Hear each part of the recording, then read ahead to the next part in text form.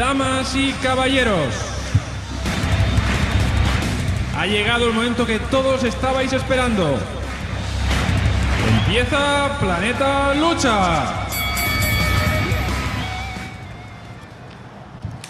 I hear a lot of talk about old-time great fighters. I hear people say that Joe Louis, Jack Dempsey, Jack Johnson, Jim Jeffries, and all of them would have annihilated the likes of myself, Muhammad Ali. After watching these films, watching their opponents, watching their styles, watching how they fought, watching their footwork and their speed, and my critics will admit that I am the fastest heavyweight in history of boxing with feet and hands. It may come as a shock to you, but I say that I would have beat every heavyweight that ever lived before me.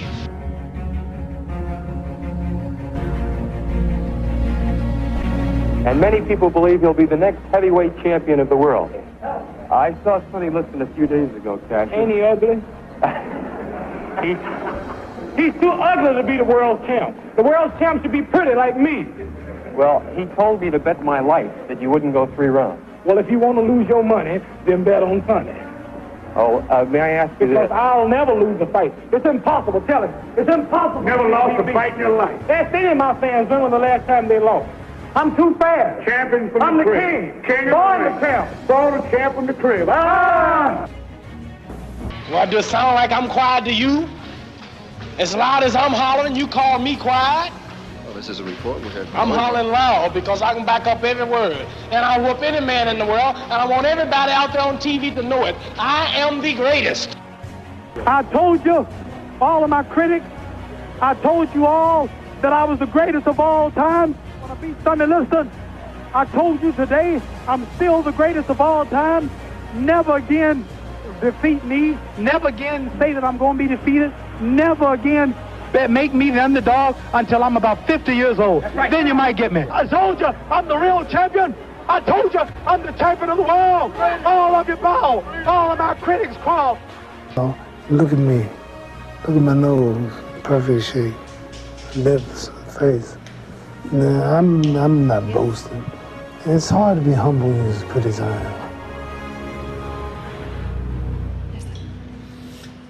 Pues este es nuestro pequeño homenaje a Muhammad Ali. Para mí, el número 1, el más grande, tiene a muchas voces a veces críticas diciendo que nunca se enfrentó, aparte de a Liston y a Foreman y a Frazier, a nadie de categoría, cosa que yo discuto, pero lo que hace grande a Ali es lo que era al salir del ring, lo que provocó el cambio en el boxeo y la valentía en defender unos ideales que tú puedes compartir o no, pero que él tomó el camino más difícil. Así es, ¿no? A mi derecha, como sabéis, está Patricia. Hola, una ¿qué vez tal? más Jordi no se atreve a venir aquí conmigo. No pasa nada, Jordi, ya nos veremos. Y hoy 2 invitados de lujo, 2 generaciones. Para los que no lo conozcan, que seréis pocos, Rafa Martín, manager, entrenador, promotor, yo qué sé. ¿Qué más vamos, lo de todo. Y su hijo, y bueno, boxeador que hemos hablado varias veces aquí, que tiene un futuro tremendo y un presente ya confirmado, Sándor Martín Clemente, vamos a nombrar también, también a la mamá. Y con la excusa de hacer un homenaje a Muhammad Ali, me los he traído hoy. Yo creo que es una gran idea. Habíamos hablado mucho ya de vosotros, tenía ganas de tenernos por aquí. La verdad, nunca nos gusta, ¿no?, dar este tipo de noticias, pero es que los homenajes hay que hacerlos en vida. También, una vez fallece Muhammad Ali, yo no he visto a todos los boxeadores del mundo, pero el mejor de los pesos pesados era, sin lugar a dudas, y para muchos el mejor, ¿no?, el mejor de todos los tiempos. ¿Vosotros qué pensáis? ¿El mejor de todos los tiempos? A ver, es que Ali, de acuerdo, trasciende un poquito lo que es el mundo del boxeo. Entonces, Vamos a considerarlo el mejor deportista del siglo XX, de hecho toda la prensa lo ha considerado así, y eso lo consideraron cuando estaba en vida, no en muerte, ¿no? Luego, en cuanto al boxeo, pues el boxeo tiene muchas facetas, tiene muchos gustos, y para mí no ha sido el mejor peso pesado. Es decir, Frazier le venció, es decir, Frazier tenía un estilo más agresivo, a mí me podía gustar más. Ali era un tío muy móvil, con unas manos, una velocidad tremenda para el peso que tenía, una visión de la distancia tremenda, pero los cuerpos a cuerpo, sus limitaciones técnicas eran bastante carentes. Entonces, una persona que en teoría tiene unas carencias técnicas no puede ser el mejor. Entonces, en vez de decir el mejor, es mejor decir el más grande, ¿no? Es decir, encima del ring era un bocazas, pero nunca le consiguieron cerrar la boca. Es decir, hemos tenido muchos bocazas después, pero cuando les ha tocado sufrir, se han apagado. Él, contra más sufría encima del ring, más grande se hacía su imagen. Es decir, los combates con Frazier fueron épicos, con Foreman fueron épicos, y son combates que nacen del sufrimiento. Es decir, realmente Ali lo pasa mal. Es decir, con Sonny Liston, por ejemplo, que comentabais antes, lo gana, pero con una facilidad tremenda. Es decir, no hay combate. Entonces, ahí la gente podía estar la mitad a favor o la mitad en contra, ¿de acuerdo? Pero con Frazier es, como dicen los mexicanos, a puro huevo. Es decir, ahí es tuya, mía, Frazier no se amedrenta, Klein no cede terreno, es el intercambio total, están encajando golpes unos y otros, están pegando, están dejándose la vida encima del ring, y eso hace que hasta los detractores tengan que decir, eres un bocaza pero con unas pelotas que no te caben en los calzoncillos. Sí.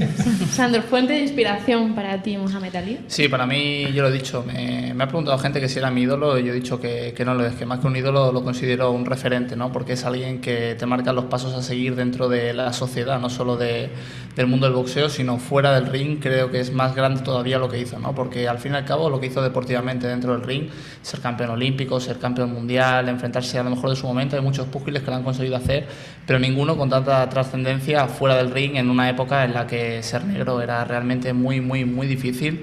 Él luchó contra todas las barreras que eso suponía y con lo que conllevaba el hecho de tener esos ideales, y los enfrentó, le puso la cara a los problemas que tenía en aquel momento y pagó las consecuencias, y eso es una de las cosas que más grande ha hecho a Muhammad Ali. Entonces yo creo que es imposible hablar mal de esa persona. Tremendo, ¿no?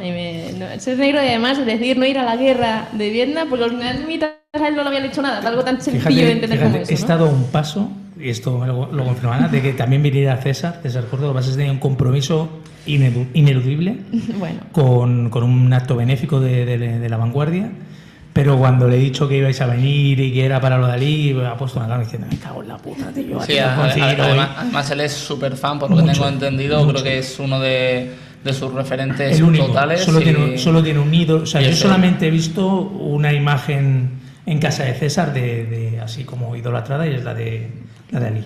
Yo sobre la guerra de Vietnam quiero hacer un pequeño inciso, porque la gente realmente no sabe lo que hizo. La gente se piensa que se negó a coger un fusil y a ir a pegar tiros, y eso no es así.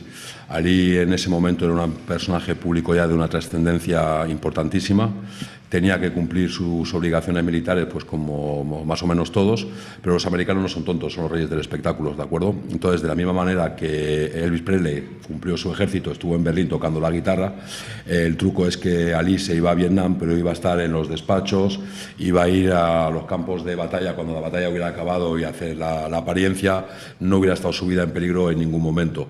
Y él eso lo sabía, y aún así prefirió no ir, sabiendo que no iba a estar en peligro, simplemente por una serie de ideales.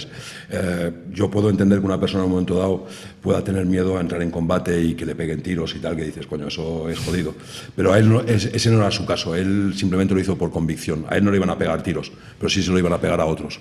Y él fue capaz de sobreponerse a eso y poner su futuro en entredicho. Es decir, él pertenecía a una clase media, ser campeón del mundo en aquella época sobre todo era algo impresionante, movía miles y miles de dólares y tal, y renunció a todo esto. Es decir, hoy sería impensable que una persona, que un español que sea campeón del mundo de fútbol o de rugby o de baloncesto diga, yo no quiero ir a la guerra de Irak, y le digan, pues ya no eres campeón del mundo. Es decir, eso no podía pasar, se tiraría a todo el mundo encima. Oyes, hay derecho a no ir y tal y cual. Y él no, él sabía que se lo jugaba todo una carta y fue consciente de eso y lo llevó hasta sus últimas consecuencias. Y fue valiente, porque en épocas del excepcionalismo americano él era la excepción, ¿no? Una figura de raza negra, una figura que no cede, ¿no? Que no cede. Y además también, deportivamente hablando, pagó con los mejores años de su carrera deportiva. Quizá él le tocó en una etapa en la que él había conseguido mucho, pero todavía podía haber sido mucho más grande su historial deportivo y sacrificó ese historial deportivo y luego volvió, después de su negativa a ir a la guerra, y volvió a reconquistar lo que era suyo por derecho. Entonces, bueno, es que es mejor que una película. Yo creo que ninguna película podría reflejar la vida de Ali.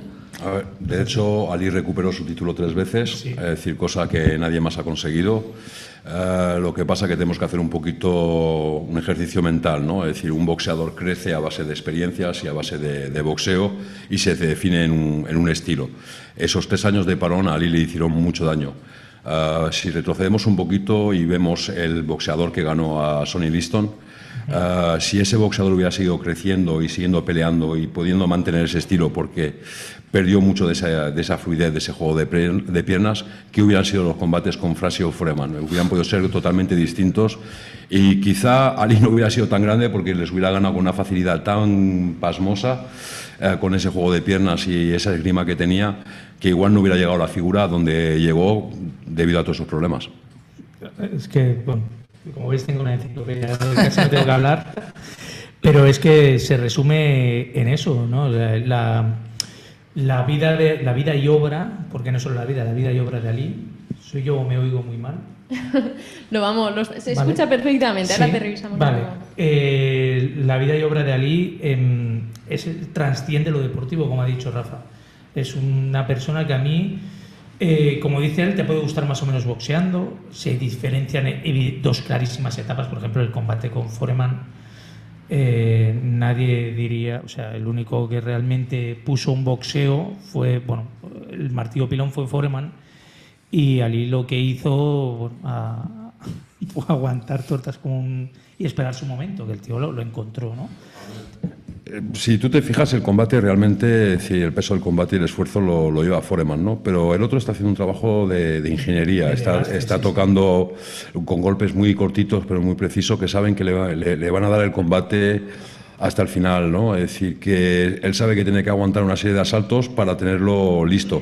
El problema es que hay que tener mucha fe para que un burro como Foreman te esté pegando y digas, todavía falta un asalto, todavía falta un asalto. Foreman venía de destrozar a Frazier, otro supercrack, o sea, es que venía, era como lo llamaban el Hércules negro en aquella época. Sí. O sea, era Un espectáculo. Sí, era una apesonadora. Y claro, y no solo eso, no se conformó solo con subir al ring, sino a calentarle la oreja, Sí, bueno. que luego tuvo un corte. Recuerdo que ya estando ahí en Kinshasa tuvo un corte Foreman en un entrenamiento, tuvieron que aplazar un mes la pelea, pero siguieron ahí y siguió el tío tocándole las narices, o sea, sabiendo que cuando subieran ahí... Recuerdo una imagen, yo he visto hay una película, la habréis visto 1000 veces, que es Cuando éramos reyes, Sí, un eso. documental, que se ve una imagen del saco de Foreman, donde entrenaba Foreman, después de entrenar, y el saco tenía, o sea, un boño Hecho una S. donde clavaba la derecha, era espectacular, Bueno, y el pero- tío subía ahí. Lo mejor que dijo, creo que lo definió bastante bien Ali, que es que dijo, Foreman ha peleado con su sombra y perdió. ¿Me entiendes? Es decir, era así, ¿no? Es decir, él sabía que era muy potente pero muy lento y ahí estaba su jugada. Además, aparte, tú puedes quedarte solamente con las frases, tú puedes quedarte solamente con el boxeo, o puedes quedarte solamente con la repercusión social por ciertos hechos o actos que hizo después de saliendo del ring, ¿no? Pero claro, es que juntas los tres en una sola persona. Es que eso es lo que lo hace. Es demasiado, y hay que pensar también que, bueno, pues desgraciadamente se vio afectado por una enfermedad que le tocó bastante temprana, y a lo mejor hemos perdido 20 años relativamente de aparición pública de Ali en pleno apogeo. O sea, imagínate esa persona de los 50 hasta los 74 que ha fallecido, que hubiese aparecido activamente en televisiones, todo lo que podría haber aportado. De hecho, las pocas apariciones que ha tenido han sido espectaculares, incluso estando mal, aquella aparición con George Bush, aquella aparición en los Juegos de Atlanta, es decir, que era un hombre que cada vez que salía Sylvester Stallone. Sí, también, Que todas. Referente de Rafa, que lo fue a retar y bueno, es que... Coincidieron en una gala de los Oscars. Sí. Apareció por detrás Mohamed Ali y Sylvester Stallone se quedó impresionado y encima se permitió el lujo de lanzar todavía 3 golpes cuando ya estaba muy cascado con la enfermedad. Y bueno, la gente se la metía en el bolsillo. Es decir, a ver, Ali es una persona que era querido. Es decir, hay un vídeo por YouTube donde va a una clase de niños y está un niño hablando con la maestra. Bueno, mi ídolo es Mohamed Ali porque tal, además un rubito blanco y tal. Y se gira, se ve a Mohamed Ali y bueno, el chaval se hace calderilla y el tío le da juego, se sienta, se saca unos guantes. Es decir, es que era un personaje realmente... Yo creo que antes de Ali la televisión nadie la había entendido, es decir, la televisión en los años 60 era un aparato nuevo que llegaba, la gente se sentaba con traje y corbata para verlo, íbamos al bar, no todo el mundo la tenía y él vio que eso era un medio, pues más o menos como hoy en día Internet, un medio de potenciar una figura tremendo y era un espectáculo verlo y siempre pues tenía esas butadas, Bueno, de hecho gracias a Ali fue la primera mega velada con los megacontratos. El señor Don King puede darle las gracias una y miles de millones de veces a más de 5 millones a cada uno de dólares. Sí, por la pelea en Kinshasa en 1973. O sea, fue la primera. Luego ya se atrevió con el Thriller en Manila. Pero el primer también tuvo su mérito Don King en el sentido de tener vista empresarial, ¿no? Pero la primera figura que dio pie a la posibilidad de juntar... bueno, es que recordemos, la gente no es consciente. En el Estadio Nacional de Kinshasa me parece que había, no sé si eran 70.000, 80.000 personas y el combate era a las 4 de la mañana. Porque, claro, evidentemente la televisión estadounidense mandaba, que era la que compraba la señal, y para la hora estadounidense era la hora prime time. En Kinshasa eran las 4 de la mañana. Y justo, además es que fue un combate que, para los que no hayáis visto el documental Cuando éramos reyes, es como el que va a la escuela y no ha leído El Quijote, o bueno, El Quijote no sé si lo habréis leído muchos, quizá ha puesto el listón un poco... Pero bueno, que no ha leído Mi mamá me mima, ¿no? No ha escrito Mi mamá me mima, hay que ver Cuando éramos reyes, y fue a acabar el combate y caer una tromba de agua, que decían que era como si el cielo estuviera esperando a que acabara el combate, se anunciaban lluvias y tal, y después del combate estuvo lloviendo, no sé si fueron 10 días o una cosa así, con inundaciones y tal, y empezó justo a acabar el combate de Ali. Se abrió el cielo y empezó a caer agua, pero una barbaridad. Aquel famoso Ali Boumaier. Qué noche, madre mía. Lo que hubiera dado yo por vivirla. Desde luego. Hubiese estado muy bien estar allí. Eso me pone... No me lo quiero imaginar. Cualquiera de los combates, ¿eh? Y yo recuerdo de pequeñito, yo era muy pequeñito, yo no sabía ni lo que era el boxeo, ni... Por suerte mi padre era de los que iba al Frontón Colón a ver combate y a ver la lucha libre, también le molaba y tal. Y me acordaré toda mi vida, hace poco me lo recordaba mi padre, que una vez le hice una pregunta, yo no me acuerdo, dice, hijo, tú una vez me preguntaste que para mí quién era el mejor, Cassius Clay o Muhammad Ali. Yo voy a los dos nombres y digo, papá, es que unos me dicen que Cassius Clay y otros Muhammad Ali. Entonces él fue el primero que me explicó, ¿no? Lo de... No te lo explicaría como lo hizo a Zora Folley y Ali, ¿no? No, ¿cómo? El Zora Folley era, bueno, los piques y tal, y lo llamaba el tío Tom, ¿de acuerdo? Ah, el hombre este mayor. Exactamente. ¿No? Sí, y entonces el Zora Folley le decía, tú eres Cassius Clay, y decía Mohamed Ali. Y en el combate, bueno, los dos primeros asaltos estuvieron ahí, ya se impuso Ali, y estuvo todo el rato con el jab de izquierda martirizándole, decía, ¿cómo me llamo? Y el otro le contestaba, Cassius Clay, ¡pam! ¿Que cómo me llamo? Cassius Clay. ¡Pam! Y no paró hasta que dijo Mohamed Ali, ¿no? Es decir, que si tu padre te hizo eso... No, me explicó bien. Era un auténtico showman. Sí, por eso yo ahora también quiero... Ha habido... Fijaros si da la figura de Ali es tan poliédrica que da para la memoria, incluso para la crítica o la controversia, ¿no? El tema del nombre, por ejemplo, lo primero. Yo sé que la gente cuando dice Cassius Clay no lo dice con ánimo de falta de respeto ni nada, pero para mí... tú puedes hablar históricamente, ¿no? De cuando era Cassius Clay o que nació. Para mí, él eligió ser Muhammad Ali y yo siempre le llamaré Muhammad Ali, aunque su nombre de pila en el DNI, no sé, en el pasaporte fuera casi un Marcellus Clay. Pero a mí me parece una falta de respeto ya sé que la gente no lo hace con ánimo de ofender, pero me parece una falta de respeto referirse a él si quieres respetar su figura, respeta también sus decisiones, que al final fueron lo que le hicieron grande. Sí, pero bueno, ahí también, a ver, te digo un poco la contraria, en el aspecto de que yo creo que hay dos personajes, ¿de acuerdo? Es decir, está el personaje de antes de Mohamed Ali, que yo llamar Mohamed Ali al hombre que ganó a Sonny Liston, al hombre que ganó la Olimpiada, también lo considero una falta de respeto. Yo creo que es una evolución y lo adecuado sería, en su momento fue Cassius Clay y luego se transformó en Mohamed Ali.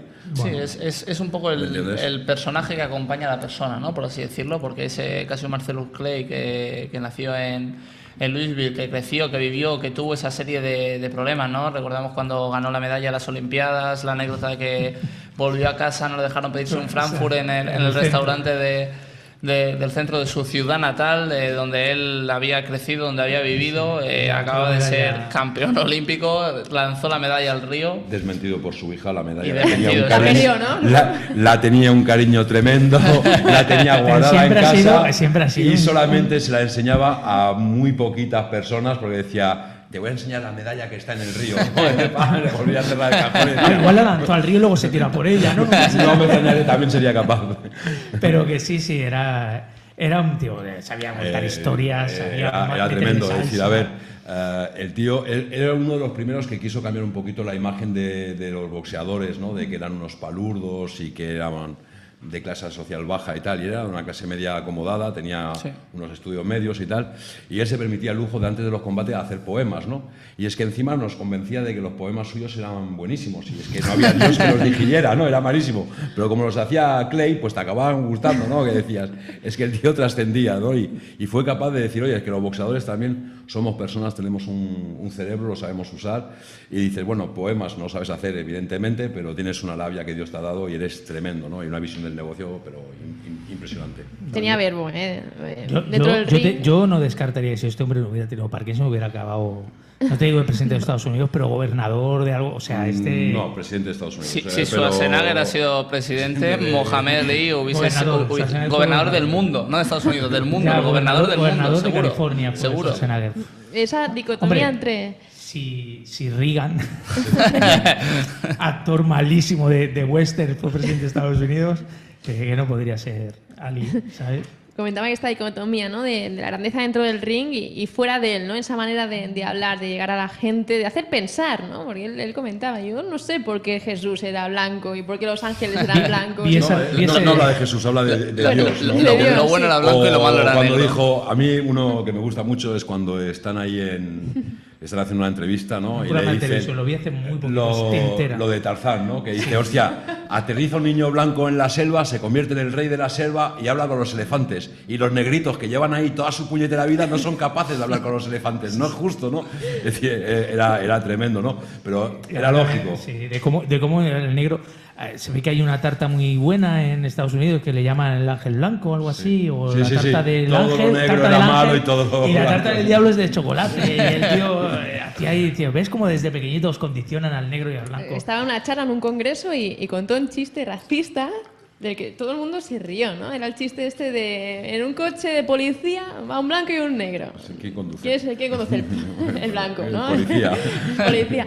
Y esto lo contaba él, yo creo que se reía, ¿no? De esa idea, pero con mucha ironía. El problema que hay es que muchas veces no nos damos cuenta que Ali era un gran racista, ¿de acuerdo? Es decir, tú piensas que su frase es yo no voy a ir a matar a esos pequeños chinos, ¿no? Es decir, como diciendo estos chinicos de mierda aquí que no me han hecho nada, ¿me entiendes? Era un tío que, por ejemplo, era muy machista, muy feminista, es decir, que hoy en día chocaríamos con muchas cosas, ¿no? Pero lo que sí que era un transgresor, es decir, él quería cambiar el mundo de alguna manera y quería igualarlo, es decir, quería cambiar ese mundo, pero él, por ejemplo, nunca fue en contra de Estados Unidos. Estados Unidos era su país y que no le tocaran a su patria. Quería cambiar la mentalidad de la gente, ¿no? Y eso es muy importante. Entonces, tenemos que poner al hombre también en esa época y, evidentemente, la mentalidad en cuanto a las mujeres, en cuanto al racismo, era muy diferente, ¿no? Es decir, él mismo a los negros, por ejemplo, es decir, como pueda ser a Joe Flashy, a Foreman, a Zola Foley y tal, los llamaba los tíos Tom, los llamaba los negros tontos, ¿no? Es decir, y los menospreciaba como negros.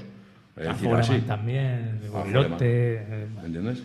Sí, bueno, también es como todo, ¿no? Hay que contextualizarlo en un momento. Claro, no podemos pretender que Ali por muy ali que fuera, tuviera una mentalidad del siglo XXI, ¿no? Exactamente. Y, es que hoy en día a los negros los llamamos de color, ¿me entiendes? Bueno, de color somos nosotros. Sí, ¿me entiendes? Es decir, que yo cuando me mareo me pongo morado, cuando tengo valor rojo, cuando no sé qué blanco, y a mí me lo dijo una vez un tío de color, dice, de color yo, de color tú. ¿Me entiendes? Pero el problema está ahí, ¿no? Es decir, en que, bueno, a ver, los hombres de color son de color negro, porque los hay también que son amarillos y no pasa nada.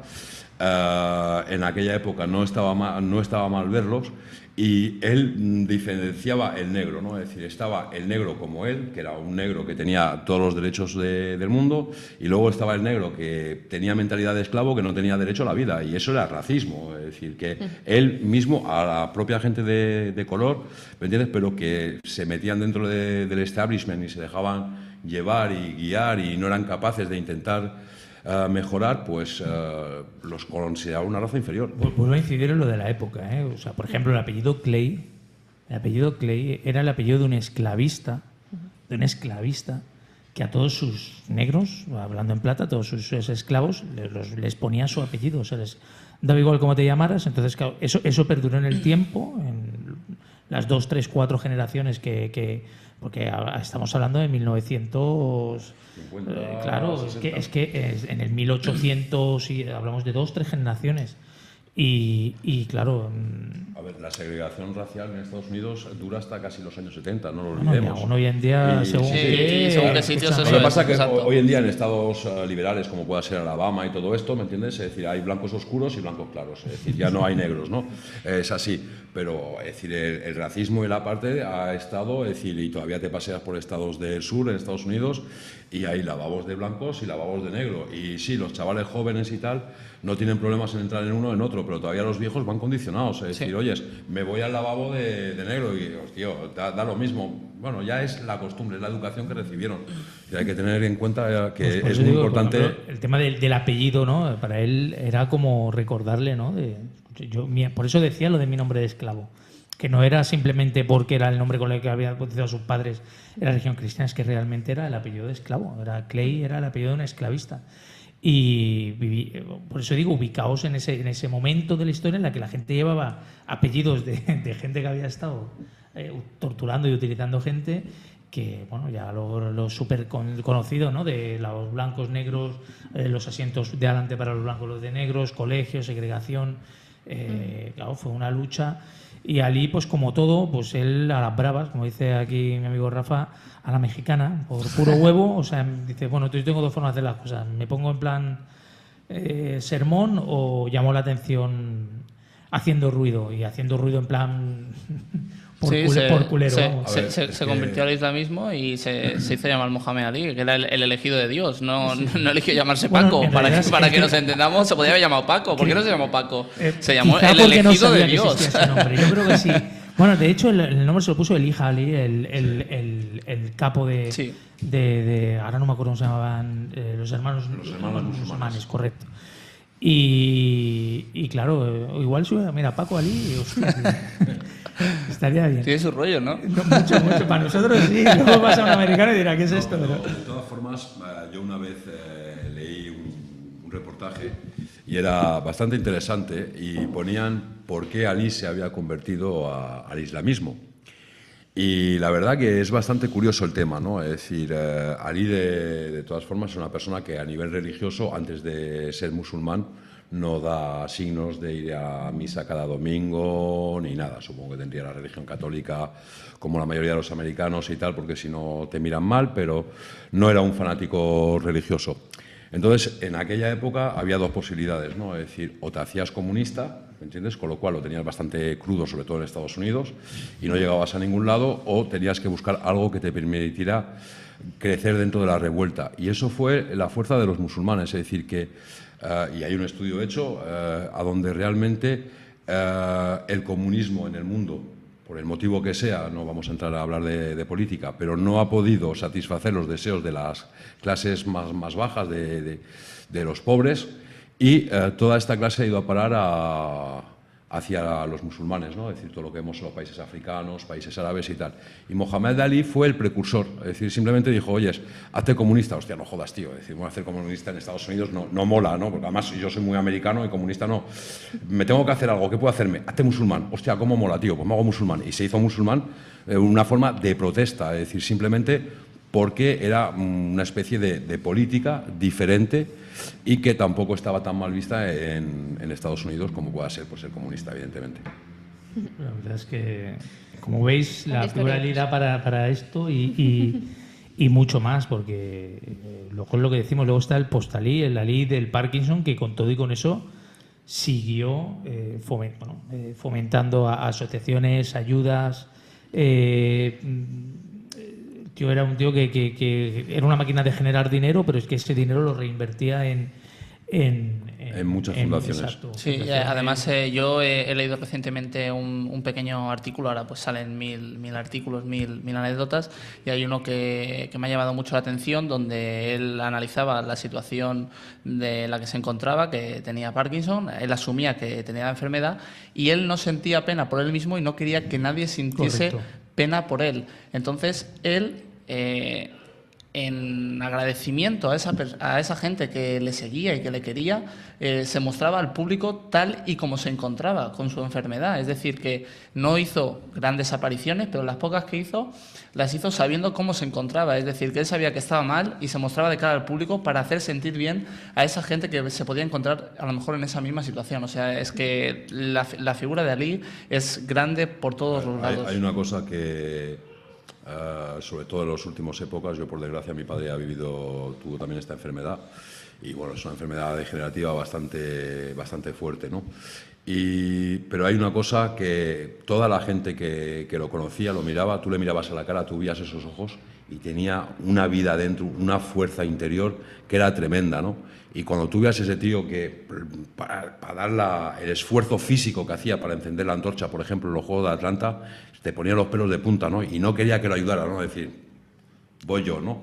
Estoy hecho caldo. Es decir, para él, yo creo que en los últimos años fue su combate con Foreman, ¿no? Es decir, por decirlo de alguna manera, es decir, estoy hecho caldo, pero tengo que aguantar y tengo que tirar como sea. Soy Ali, represento muchas cosas, tengo mucha gente detrás mío que está mirando lo que quiere hacer, no me puedo derrumbar y no se derrumbó. Lo comparto 100%. 100%. Y hablando de artículos, he prometido dar solo 10 segundos, pero es que no voy a ni sabéis que ha aparecido un artículo, bueno, más que un artículo, es una opinión en un diario, se llama El País, el diario, no voy a decir ni el nombre del que lo ha escrito porque creo que está buscando notoriedad a base de la figura de Ali. Solamente voy a leer para que tengáis claro qué tipo de diario es. En el libro de estilo del País, la primera edición del noviembre del 77, que dice exactamente, si entrarais alguno a trabajar al País, te dirían que, literalmente leo, el periódico no publica informaciones sobre la competición boxística, salvo las que den cuenta de accidentes sufridos por los púgiles o reflejen el sórdido mundo de esta actividad. Así que, como veis, en el siglo XXI censura hay, censura directamente contra nosotros por un medio de comunicación, ¿no? Digámoslo así. Bueno. Con eso está ya todo dicho. O sea, todo lo que venga del boxeo del País está sesgado y marcado por esto. Yo, por mí, si queréis comentar algo más, yo no le daría ni un segundo más de la gloria que están buscando a la sombra de la figura de Muhammad Ali. Yo se la daría a los periódicos deportivos que sí realmente lo han apoyado, por ejemplo... No, los deportivos, el ABC también. No, o sea, todos. O sea, es que todos los periódicos a nivel mundial, los más importantes, han tenido a Ali en su portada y le han hecho artículos de 8 páginas, 9 páginas, 10 páginas, a todo color, en blanco y negro. Yo domingo los compré todos, te aviso. La primera vez en mi vida que compré el ABC, o sea... Yo porque estaba fuera, pero lo voy a encargar todos, ¿eh? Lo voy a encargar todos porque, bueno, creo que es un día histórico. Diré una cosa, ¿no? Es decir, demuestra la catadura moral de estos personajes, porque no... Llamarlo periodista sería una falta de respeto hacia los periodistas. Además no lo pone escritor. Sí. Escritor, bueno, pues los escritores están también... Es escritor porque bueno, a ver, igual es íntimo de Belén Esteban y entonces sí puede ser escritor, ¿no? Sí, porque Belén Esteban es escritora, ¿no? Claro. Entonces, cuando la prensa del mundo entero, escrita, oral, visual, han elogiado las palabras y tú, para dar tu saltito de fama, haces un artículo de este tipo, demuestras una catadura moral muy baja. Sí, además Es tan cuando estamos sencillo hablando como esto. todavía de que está como quien dice el cuerpo Está caliente. hablando en plata. Ya, Bueno. pero es decir, está caliente, pero una cosa que hemos pasado un poquito por alto, es un deportista que lleva 20 años retirado, ha pasado una enfermedad muy dura, es decir, en muchos países no se ha hablado para nada, es decir, él seguía dando algunas conferencias y algunas imágenes en Estados Unidos, pero bueno, en el resto del mundo no hay, y va a tener unos funerales dignos de un jefe de Estado.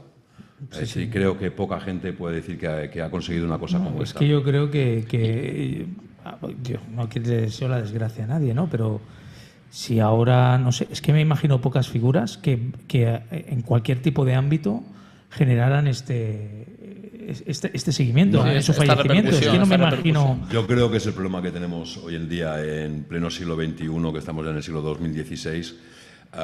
No tenemos ni políticos ni deportistas que estén a la altura. Es decir, tú coges, por ejemplo, los años 40, los años 60 y tenías un Winston Churchill, un Delano Roosevelt, un Charles de Gaulle, ¿me entiendes? Un Franco, que puedes estar de acuerdo o no, pero bueno, ahí estuvo 40 años, ¿me entiendes? Dando la nota. Es decir, que había personajes que trascendían su profesión, lo público, y tenían una relevancia.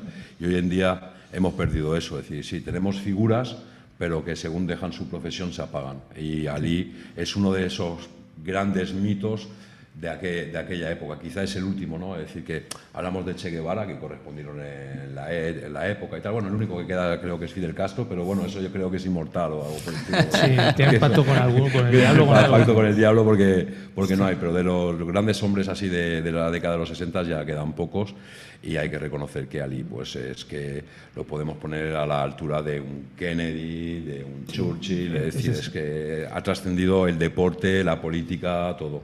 Sí, yo veo pocas figuras con los dedos de una mano, y no voy a dar nombres, pues no vaya a ser que piense que quiero que se mueran y tengamos... pero Ali era único, y es y será. Yo oí hace un tiempo, y además lo he puesto en algún comentario de Facebook mío, oí algún tiempo que decía, no, en boxeo los motes, cuando alguien te bautiza, ¿no?, tiene su porqué.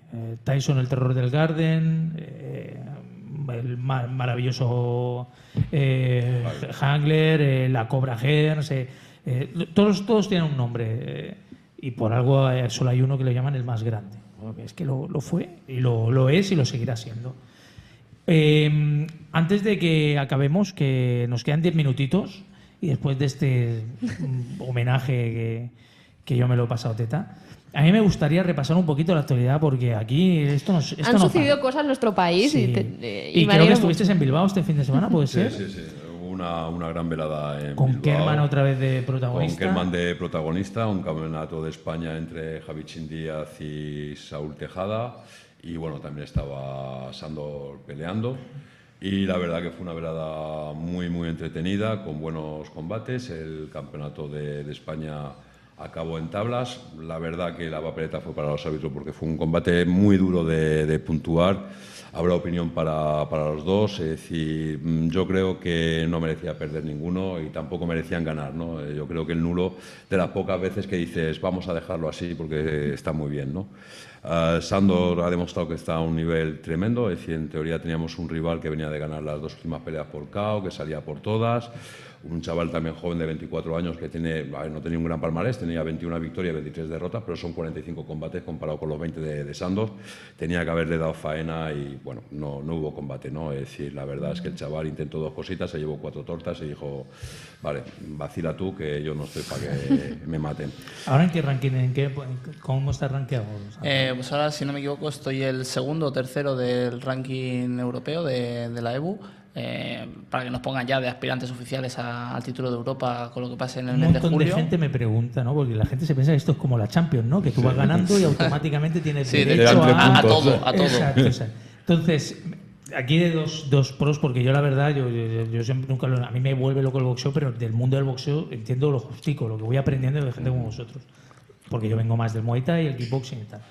¿Qué se necesita para que te den un chance para un europeo? Aparte del ranking, ¿a partir de qué ranking te...? Sí, mira, a ver, para que la gente lo entienda, a nivel mundial, lo que sería para llegar a disputar el campeonato del mundo, la Copa del Mundo, hay como 4 grandes ligas ahora mismo, que son 4 grandes organismos principales, y tú tienes que intentar rankearte en esos 4 organismos. Primero empiezas por uno, luego si puedes pues vas al segundo, o intentas 3 a la vez. ¿Cómo te rankeas de uno a otro? Te rankeas en función de los rivales a los que ganes y los resultados a los que obtienes y de la panoja que puedas manejar. Es muy sencillo, es decir, bueno, pues a ver, como todo el deporte profesional, porque es que parece que el dinero solamente se mueve en el boxeo, ¿me entiendes? Es decir, no, en el fútbol Messi juega gratis y Ronaldo también. Entonces, evidentemente, cuando tú pagas una serie de sanciones y a las federaciones de homologaciones, y te enfrentas con unos rivales que ellos más o menos te proponen, o que ya están en su ranking, pues eso es lo que te da pie a entrar dentro del ranking, ¿no? Una vez que estás dentro del ranking, pues, por ejemplo, las defensas voluntarias se hacen del 1 al 15. Generalmente, cuando tú tienes una defensa voluntaria, pues te vas directamente a por el 15, ¿no? Que dices, ¿para qué no voy a hacer una defensa voluntaria con el 2 y complicarme la vida? Lo que pasa que a veces esto es un juego de trampa, porque el que pueda estar el número 2, el número 1, igual, pues está por suerte y tal, y el que está el número 15 le das la oportunidad de subida y sale a morderte los puños, ¿no? Entonces hay que tener un poquito cuidado con los rankings, ¿no? Y luego, pues la disputa del título es simplemente cuestión de pasta, ¿no? Es decir, que salen las subastas, es decir, por ejemplo, ahora mismo el título de Europa del superligero está parado porque los ingleses son así de chulos. Ganó Rubén Nieto en Londres, se quejaron del resultado, la EBU ordenó una revancha directa y hasta que no salga la fecha de la pelea no se puede hacer. Si gana el que gane, tiene 6 meses para hacer una defensa voluntaria y luego a partir de ahí subasta para la defensa obligatoria, es decir, que vamos a tener el título parado tranquilamente 7-8 meses, ¿no? Esto los plazos se pueden acortar de una manera muy sencilla, es decir, que venga una televisión y que diga, oye, yo quiero montar el Campeonato de Europa de Sándor con el Denis Lau o con el Rubén Nieto. No, porque los plazos y tal, toma, 1 millón de euros. Hostia, ya no hay plazos, tío. Ya puedes disputar el título, ¿me entiendes? Es decir, que es una cuestión. Por eso los púgiles americanos o mexicanos o alemanes o ingleses que tienen apoyo de las grandes televisiones, y no nos olvidemos del público. Aquí una velada buena, nos damos de cabezazos con la pared cuando metemos 2.500, 3.000 personas. En Estados Unidos, llenar el estadio de Wembley con una velada de boxeo lo hacen sin ningún problema. Entonces, claro, cuando tú metes 80.000 personas a 30 euros la entrada, te da para hacer unos números tremendos, ¿me entiendes? Entonces, claro, competir con esa gente es muy difícil. Y eso es una de las cosas que creo que nos falta un poquito a los españoles, ¿no? Es decir, que somos los reyes de Internet, de pásame un enlace, lo veo desde casa, pero el boxeo es gratis. Yo no tengo por qué pagar una entrada y los boxeadores boxean porque les gusta, tampoco tal, cuando acabe que se coma la medalla y ya está. Y claro, así es muy, muy difícil trabajar y hay que reconocer que el esfuerzo que hacen promotoras como Gallego Prada o MGZ en Bilbao son muy importantes porque juegan con fuego. Sandor, tus próximos retos, porque tú fuiste campeón de la Comunidad Europea en abril del 2015. Sí. El próximo reto es el salto a Unión Europea, pero claro, es lo que comenta, que cuesta mucho, ¿no? Que es invertir tiempo, que no se quiere soltar el cinturón fácilmente y que hay que tener apoyo a las televisiones detrás. El próximo reto.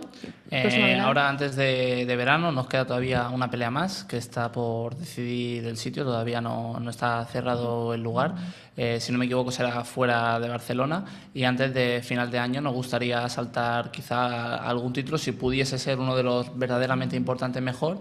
Y si no, pues alguno de estos títulos intermedios, entre comillas, que es la forma de trabajar en el siglo XXI con el boxeo, que te van clasificando para que tú puedas subir en el ranking y llegar a aspirar al título absoluto, ¿no? Entonces, bueno, creo que nos quedan peleas importantes antes de acabar el año, sobre todo esta última también antes de acabar el verano la queremos hacer bien, antes de irnos de vacaciones, y luego ir a por lo que sea, porque no tenemos problema en enfrentar a los rivales que toquen, porque es a lo que hemos venido, ¿no? Realmente es de lo que trata el boxeo, de enfrentarse los mejores con los mejores.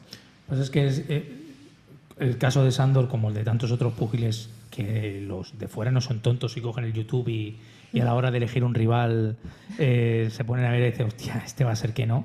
El problema es ese, que fuera pues evidentemente no van a llevar a Sandor a Inglaterra, a no ser que haya un título en juego y tal, por decirte algo, a pegarse con el chico de la película para que te dé un disgusto. Porque esto pasa con prácticamente con todos los que tenéis. Sí, a ver, el que pone el dinero encima de la mesa intenta asegurar la partida al máximo posible. Hay pocos que realmente se la jueguen, ¿no? El problema, lo que pasa es que queda mal de decirlo, ¿no? Pero por ejemplo este año ha habido opciones de hacer un par de títulos intermedios en Inglaterra, donde más o menos tienes un margen de maniobra para coger, en vez del número 2, el número 3 o el número 4. Hemos propuesto varias veces a Sandor y te dicen que sí, que se alegra muchísimo, pero que entre que boxea bien y que es zurdo, pues mejor no lo quedamos y nos gastamos nosotros la pasta, ¿no? Entonces tienes que estar jugando hasta que estés situado y no te pueden decir que no, ¿me entiendes? De ninguna manera. Decir, oye, es Sandor sí o sí, ¿me entiendes? Entonces está. Y luego pasa un poquito lo mismo, pero al revés, a la hora de traer rivales aquí, ¿no? Es decir, que claro, tú llegas y dices, oye, ven a pegarte con Chiquitín, y dices, pues vale, vengo gratis, ¿me entiendes? Me pagas el bocadillo de chopper y ya está. Oye, ven a pegarte con Sandor, sí, no hay ningún problema, ¿cuánto? Bueno, pues te voy a dar 1.000 euros o te voy a dar 2.000 euros, y te dicen, sí, me alegro, ¿me entiendes? Pues me quedo en mi casa y me ahorro una paliza. A ver, esto es un negocio, Sandor es una inversión de futuro, se ha perdido dinero con él y evidentemente pues tú lo que quieres es rentabilizar, y igual que nosotros queremos rentabilizar, los demás también. Entonces ir a casa del otro, ¿de acuerdo?, a aceptar una pelea cuando tú has invertido, pongamos 20 o 30.000 euros en la carrera de tu chaval, y decir, no, vas a ir a pegarte con uno chungo y te van a dar 3.000 euros. Y dices, y como pierda, ¿cómo recupero esos 30.000 euros que yo he invertido? Tengo que invertir otros 30.000 para volver a intentar ganar esos 30.000 que ya he perdido con esta pelea. Si me puedo evitar esta pelea, me la evito y voy a esperar a que vengan una y ya está. Es decir, a ver, en primera división en boxeo hay mucho dinero. Es decir, la gente se piensa que los boxeadores pelean por 4 chavos, pero este año entre los 10 deportistas mejores pagados, 4 boxeadores. ¿Me entiendes? Entonces eso no es casualidad.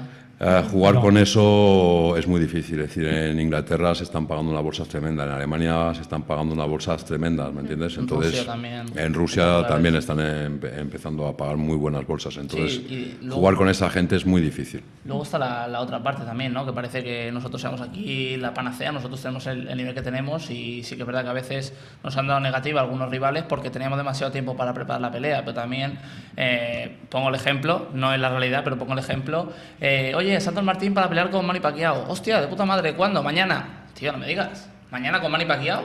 Sí, mañana. No. Las cosas no funcionan así. Si te ofrece una pelea importante, la tienes que preparar con tiempo.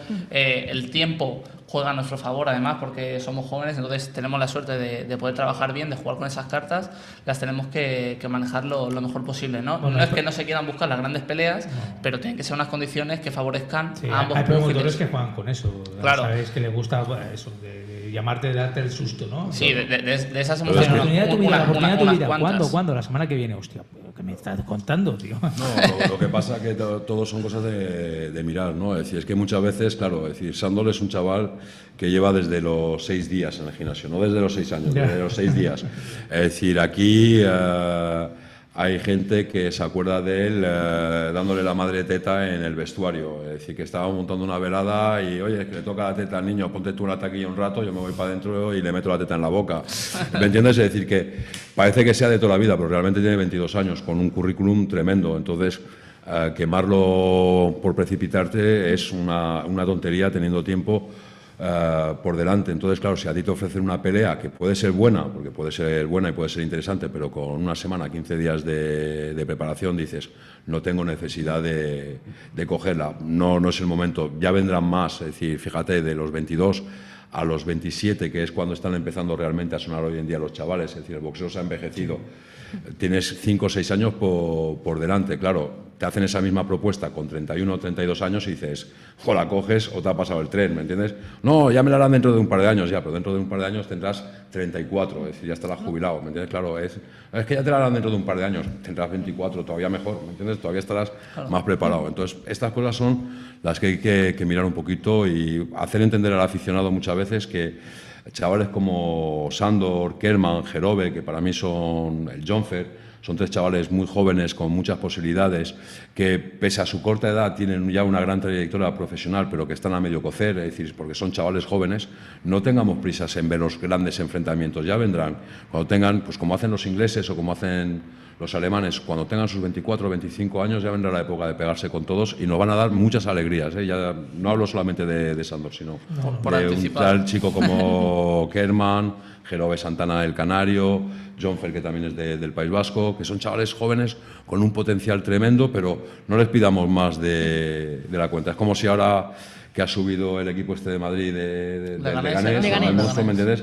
Le exiges el año que viene, el año que viene te tienes que meter ya en la UEFA y al otro año tienes que hacer el campeón de liga, ¿no? Que dices, a ver, os estáis pasando un poquito, vamos a dejarlo que se asienten en primera división y ya veremos cómo funcionan y ya veremos dónde llegan. Es una carrera de fondo esto, Carlos. Sí, además que siempre lo digo, que tenemos hay buena salud en el deporte de contacto en general, no solo el boxeo, el kickboxing, el muay thai, tenemos nivel en las grandes ligas. Cada vez es menos raro ver un apellido español y eso yo creo que con el tiempo y con los referentes se va a ir agrandando. Si Dios quiere, hoy por cierto empezaba emisión un canal, Fight Time, parece ser en abierto por Gol TV, este canal. Bueno, parece que empiezan a abrirse ventanitas, de momento no son puertas, son ventanitas. Bueno, si nos vamos colando por ahí...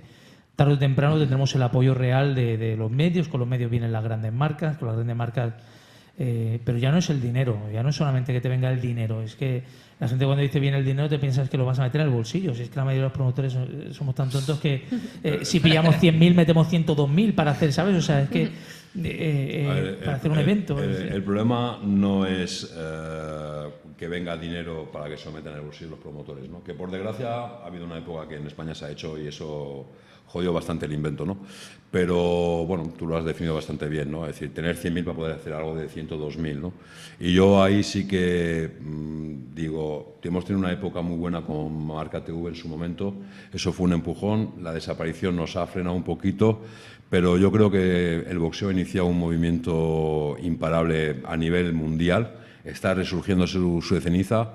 Vamos a tener, yo creo, que un par de años a donde no vamos a tener grandes figuras porque realmente Pacquiao, Mayweather y las figuras de hoy en día están cerca del retiro, pero si tú te fijas en los historiales, miras un poquito BoxRec y sabes leerlo, te encuentras con chavales de 24 años para abajo que están ahí de tapadillos, como puede ser Verdejo, es decir, otro par que hay en Rusia y tal, que dices, ojito, ojito con lo que viene. Es decir, esta gente, cuando den el salto a primera división y se enfrenten entre ellos, van a poner el boxeo en un nivel tremendo y en un espectáculo tremendo. Y eso, Ali lo entendió, Ali, ya que hemos hablado de él, se enfrentó a los mejores pesos pesados, no dijo que no a nadie, y de ahí fue la gran explosión del boxeo, ¿me entiendes? Pero aparte de la figura de Ali, es que yo haré una pregunta.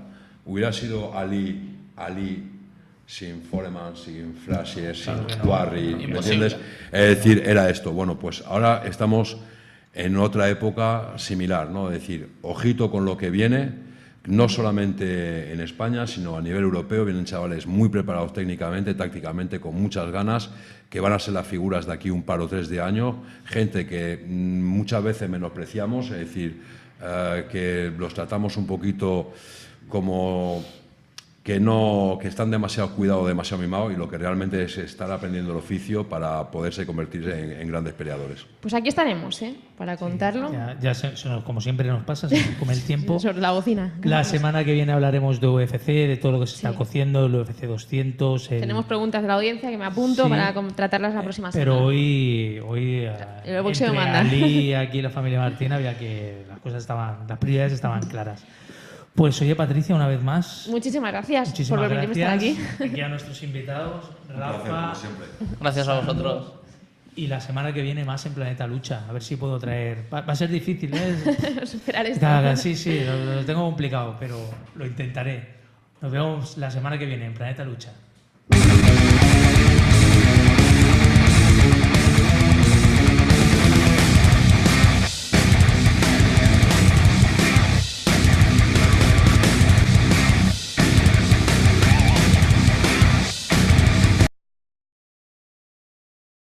Este es nuestro pequeño homenaje a Muhammad Ali.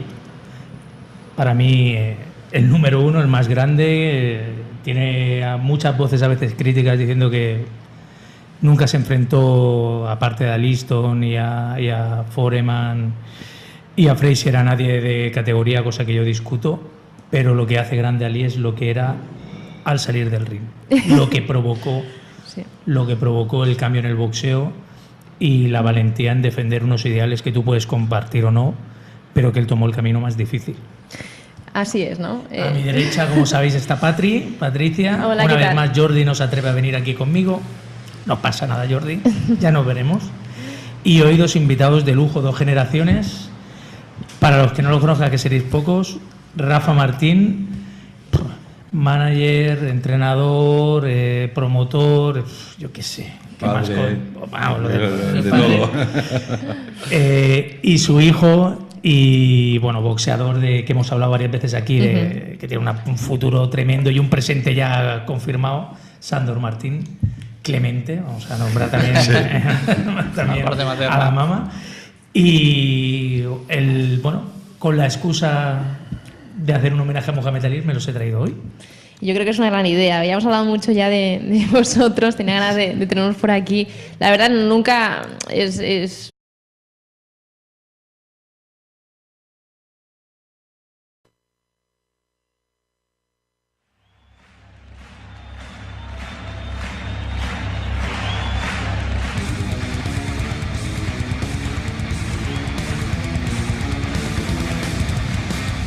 Damas y caballeros,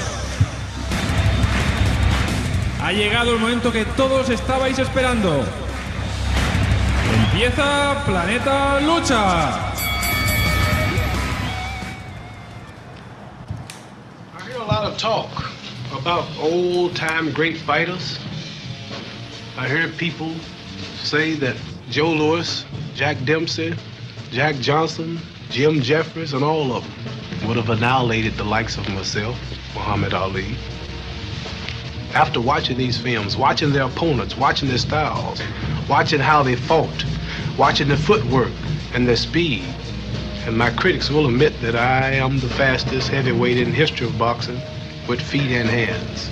It may come as a shock to you, but I say that I would have beat every heavyweight that ever lived before me.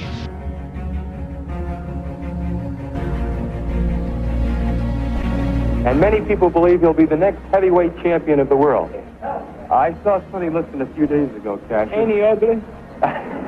Nunca nos gusta, ¿no?, dar este tipo de noticias, pero es que los homenajes hay que hacerlos en vida. También una vez fallece Muhammad Ali, yo no he visto a todos los boxeadores del mundo, pero el mejor de los pesos pesados era, sin lugar a dudas, y para muchos el mejor, ¿no? El mejor de todos los tiempos. ¿Vosotros qué pensáis? ¿El mejor de todos los tiempos? A ver, es que Ali, de acuerdo, trasciende un poquito lo que es el mundo del boxeo. Entonces, vamos a considerarlo el mejor deportista del siglo XX. De hecho, toda la prensa lo ha considerado así, y eso lo consideraron cuando estaba en vida, no en muerte, ¿no? Luego, en cuanto al boxeo, pues el boxeo tiene muchas facetas, tiene muchos gustos, y para mí no ha sido el mejor peso pesado. Es decir, Frazier le venció, es decir, Frazier tenía un estilo más agresivo, a mí me podía gustar más. Ali era un tío muy móvil, con unas manos, una velocidad tremenda para el peso que tenía, una visión de la distancia tremenda, pero los cuerpos a cuerpo, sus limitaciones técnicas eran bastante carentes. Entonces, una persona que en teoría tiene unas carencias técnicas no puede ser el mejor. Entonces, en vez de decir el mejor, es mejor decir el más grande, ¿no? Es decir, encima del ring era un bocazas, pero nunca le consiguieron cerrar la boca. Es decir, hemos tenido muchos bocazas después, pero cuando les ha tocado sufrir, se han apagado. Él, contra más sufría encima del ring, más grande se hacía su imagen. Es decir, los combates con Frazier fueron épicos, con Foreman fueron épicos, y son combates que nacen del sufrimiento. Es decir, realmente Ali lo pasa mal. Es decir, con Sonny Liston, por ejemplo, que comentabais antes, lo gana, pero con una facilidad tremenda. Es decir, no hay combate. Entonces, ahí la gente podía estar la mitad a favor o la mitad en contra, ¿de acuerdo? Pero con Frazier es, como dicen los mexicanos, a puro huevo. Es decir, ahí es tuya, mía. Frazier no no se amedrenta. Klein no cede terreno, es el intercambio total, están encajando golpes unos y otros, están pegando, están dejándose la vida encima del ring, y eso hace que hasta los detractores tengan que decir: eres un bocaza, pero con unas pelotas que no te caben en los calzoncillos. Sandor, ¿fuente de inspiración para ti, Muhammad Ali? Sí, para mí, yo lo he dicho, me ha preguntado gente que si era mi ídolo, y yo he dicho que no lo es, que más que un ídolo lo considero un referente, ¿no? Porque es alguien que te marca los pasos a seguir dentro de la sociedad, no solo del mundo del boxeo, sino fuera del ring. Creo que es más grande todavía lo que hizo, ¿no? Porque al fin y al cabo lo que hizo deportivamente dentro del ring, ser campeón olímpico, ser campeón mundial, enfrentarse a lo mejor de su momento, hay muchos púgiles que lo han conseguido hacer, pero ninguno con tanta trascendencia fuera del ring en una época en la que ser negro era realmente muy, muy, muy difícil. Él luchó contra todas las barreras que eso suponía y con lo que conllevaba el hecho de tener esos ideales, y los enfrentó, le puso la cara a los problemas que tenía en aquel momento y pagó las consecuencias. He's too ugly to be the world champ. The world champ should be pretty like me. Well, he told me to bet my life that you wouldn't go 3 rounds. Well, if you want to lose your money, then bet on Sunday. Oh, may I ask you Because this? I'll never lose a fight. It's impossible. Tell him. It's impossible. Never lost a fight in your life. Ask any of my fans when was the last time they lost.